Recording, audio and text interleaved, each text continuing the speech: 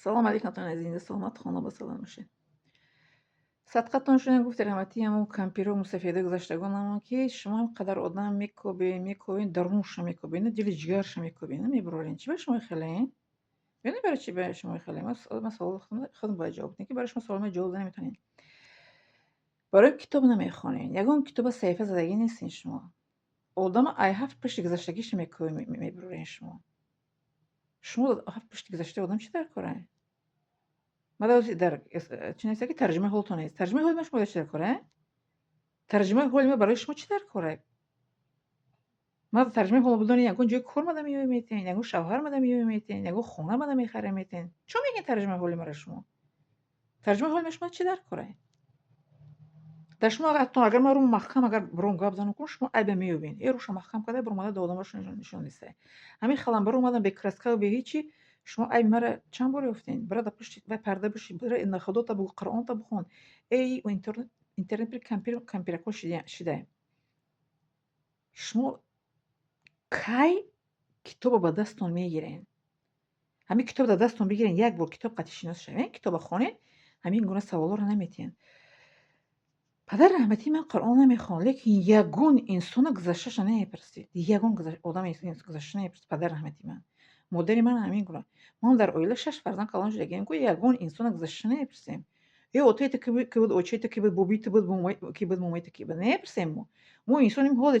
چگونه هستم میگونه با همون انسان دوستی میکنیم در سودان 5 سال که من خوندگیم که خلق سودان هم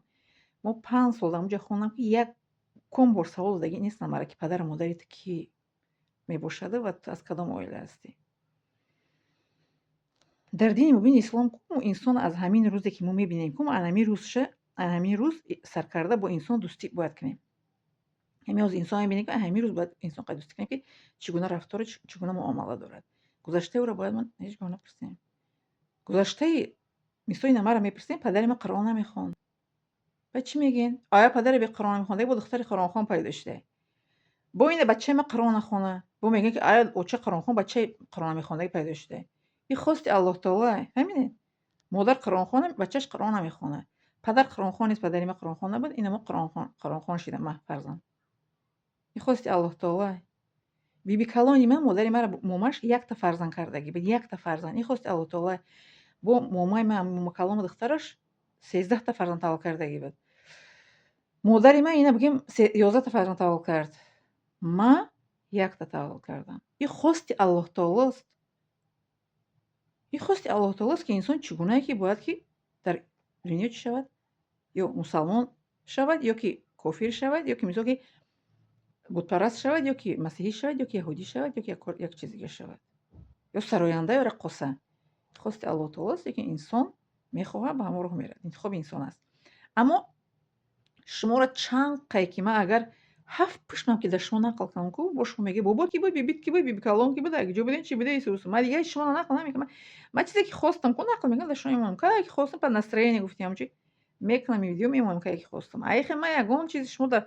ما چی میگن گفتی تو که نیابیازم من برای شما چی میگن وای نیستم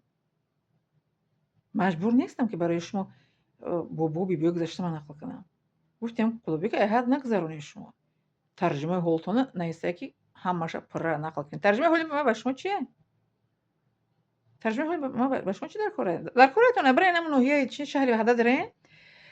شهری وحدت روین میدونی پشت میل کمیت روین اونجا مکتب 9% مکتب ابراهیم بیرونی انا اونجا روین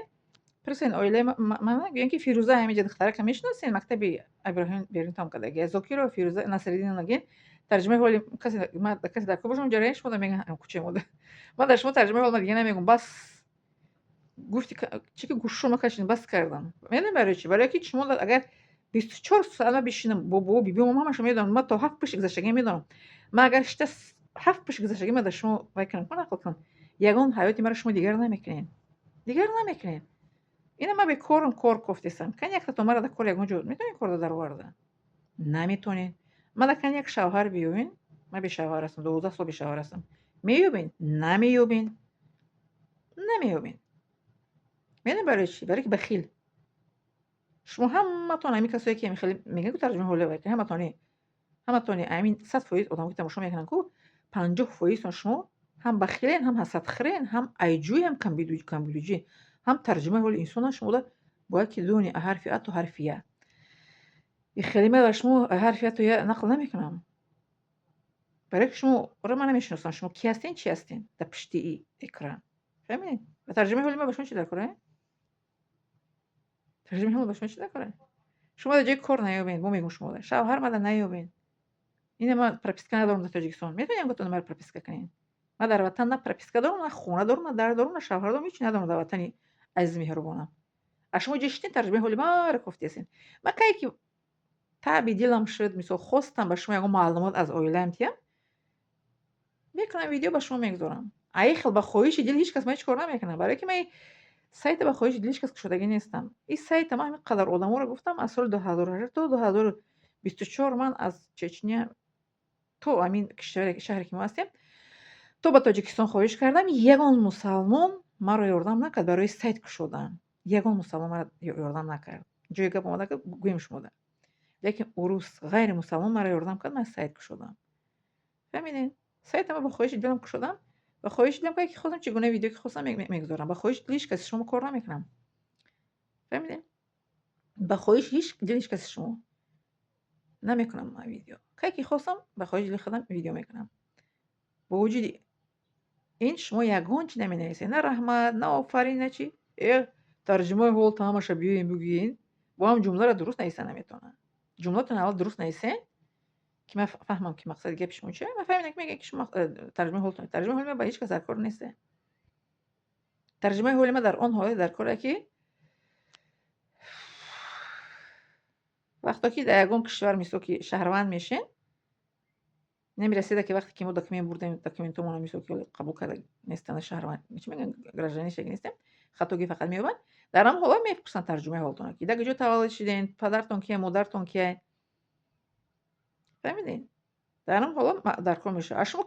کسی که میپرسن ترجمه حالی مرا من که خواستم کدام ویدیو درباره اهل اویلم برای نمونه برای شما میمونم برای ترجمه حالم برای نمونه شما میمونم که دونین که پدر مادر هم میگونه فرزند ما را به دنیا آوردن با امر الله تعالی ما به وای رساندن با مهر محبت نه اینکه با طعنه و کنایه و با کمبودجویی عیبجویی پدر مادر من هیچ وقت عیب کسی نمیجستن با تربیت فرزنداشون سرگردان بودن فرزندای با تربیت با معلومات عالی با چی میگن خدا ترس نوسکش سیگارت مینوس به سیگارت به عرق ما رو کلان کردن ترجمه حالتون گیه چی دیگه تو نمیفاره گفتیم کلوبیو که پای دور دارن نه میگه کیف که استین خیلی گپو میدن شو خودتون تست شده گفتی غرمیو که شریکای خودمون نمیرسن خیلی چیزا مینویسن ترجمه حالتون همش بگین مرا قهر میکنه وقتی خیلی چیزا مینویسن فهمیدین میاد برای چی قهر میکنه برای قهر میکنه میاد برای اینکه همین قدر مراجعت کردن برای کار یک قسمت یگم چی نه زرمو ویدیویی که برای کار مراجعت کردم یگم کس یگم چی نیست نیسته برای شوهر کردن چند بار مراجعت کردم یگم کس میگه مثلا من زنگیر هستم از برای الله تعالی بیوتره به همسری میگیرم برای پروپیسکا همین قدر میگم که ای سنگ صدا میبینه هیچ کس صدا نمیبینه در تاجیکستان من خانه در دارم پروپیسکا دارم برای ترجمه حال شما ده تعجب آور است که میدونم برای چی برای که کمبودی ما را باید کوی میبرین در مودش کمبودی باید کوی نه اولیمو چی نمیرسدمو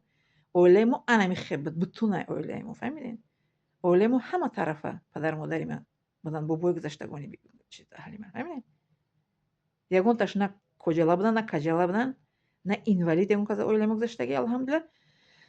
نه یگون کس از دین اسلام برآمدگی با دین اسلام زندگی کردگی نه مثل شما کمبودجویی میکنن که در چیزا مینویسن نبودن نه عیبجویی نبودن حسدخور بخیل نبودن و نیستیم حاضرم در اویلایم حسدخور بخیل کمبودجویی عیبجو همینه می ندارمش بس کنین خیلی جمله نیستونه همه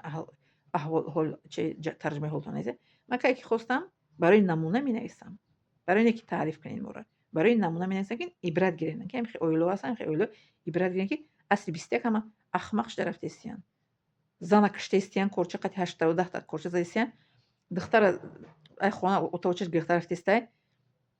پدر مادر برده تا پیرون پرستیسیان همین زندگی ما اهل اوینا با شما میسویم که پدر مادر ما چی نگاه کردیم پدر مادرتون صاحب شوین پدر مادر من چگونه تربیت کردن فرزندتون صاحب شین نزنین که کودک خونه انگریز نروه پدر من چگونه همسرش احترام کرد شما همسرتون احترام کنین کورچه گرفته زن با همراه قایسنگلی در کلوب تاجیکستان دا چی کردن کو کورچه قطعی هم زنش کشته هم قایسنگلی حامله دارش کشت به قتل رسانید. همین زندگیه، معنی زندگی همین. عبرت گیرین نمو آدمی اویلوی گذشتگی مو پدر مادرم به شما نقل کردن میمونه انسان ها، شما عبرت گیرین زندگیتون رو به بگردونین. میادارم شما.